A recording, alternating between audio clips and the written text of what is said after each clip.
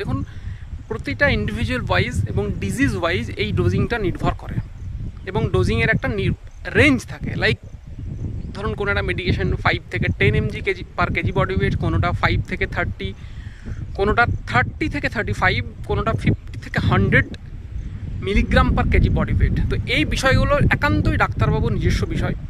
এই বিষয়গুলো নিয়ে আমার বক্তব্য হলো, আপনারা প্রেসক্রিপশানে ওষুধপত্র কখন কি করতে হবে সেটা খাওয়ান বা সেই ডিসিশন নিন, বাট যদি কোনো সমস্যা তৈরি হয় সেটা আপনার ডাক্তারবাবু নির্ধারণ করতে পারবেন, কোনো ফেসবুক গ্রুপ বা কোনো হোয়াটসঅ্যাপ গ্রুপ নয়। কিন্তু এটা কিন্তু সবাইকে মাথায় রাখতে হবে এই জিনিসটা, যে যখন কোনো ডাক্তারবাবু কোনো প্রেসক্রিপশন দিচ্ছেন, যদি কোনো সমস্যা তৈরি হয়, দেখা গেল অনেক ক্ষেত্রে কোনো ওষুধ খাওয়ার পর বমি করে ফেলছে বা হজম করতে সমস্যা হচ্ছে, তো সেই সব জায়গার ক্ষেত্রে আপনি কিন্তু একটা ডাক্তারবাবুর সাথে পরামর্শ করতে পারেন। বাট সেখানে দেখা গেল যে না, ফার্স্ট ডক্টরের সাথে কনসাল্ট করে আপনার স্যাটিসফ্যাক্টরি রেজাল্ট পাচ্ছেন না, সেখানে আপনি সেকেন্ড একটা ডক্টরের সাথে কনসাল্ট করতে পারেন। এটা কিন্তু একটা স্ট্যান্ডার্ড প্রোটোকল।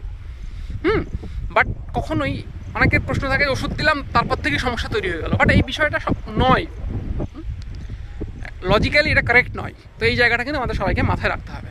সঙ্গে ছিলাম ডক্টর রামিজ মন্ডল।